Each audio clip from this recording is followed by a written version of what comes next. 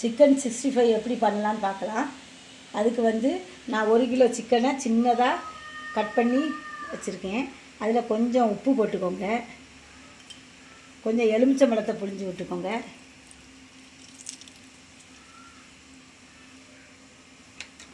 மஞ்சள் பொடி கொஞ்சம் போட்டுக்கோங்க,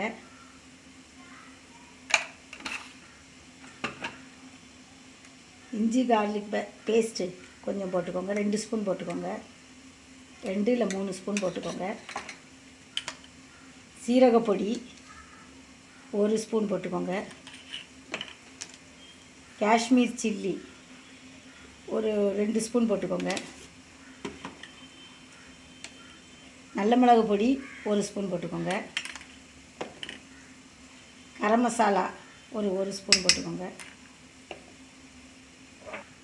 சின்ன ஸ்பூனுன்னா நீங்கள் 2 ஸ்பூன் போட்டுக்கோங்க. நான் இது கொஞ்சம் பெரிய ஸ்பூன்னால 1 ஸ்பூன் போடுவேன். ஒரு முட்டை உடைச்சி விட்டுக்கோங்க. கருவேப்பிலை கிள்ளி போட்டுக்கோங்க. இப்போ எல்லாத்தையும் சேர்த்து கிளறி வைங்க. கையை வச்சு அப்படி கிளறுங்க.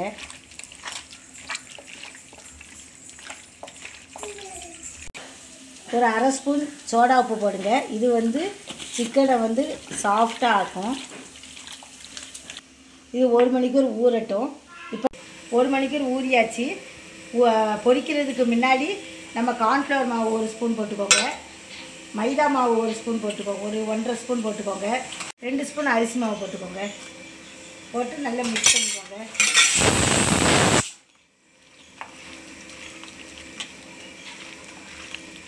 இப்போ இதை நல்லா கலந்து விட்டுட்டோம். இப்போ நம்ம இதை வந்து ஃப்ரை பண்ணிடலாம்.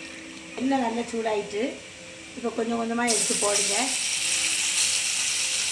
பக்கோடா போடுற மாதிரி போடுங்க.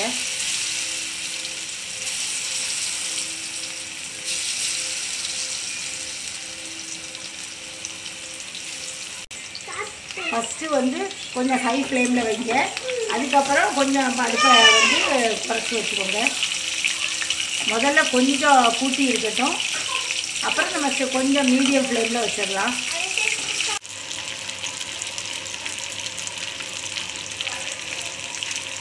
வெந்துட்டான்னு ஒரு இதை ஃபோர்க்கோ இல்லாட்டா ஒரு கத்திரிக்கோலை வச்சு பார்த்தீங்கன்னா தெரியும். இல்லை அமுக்கி பாருங்கள், இது வெந்துருச்சு.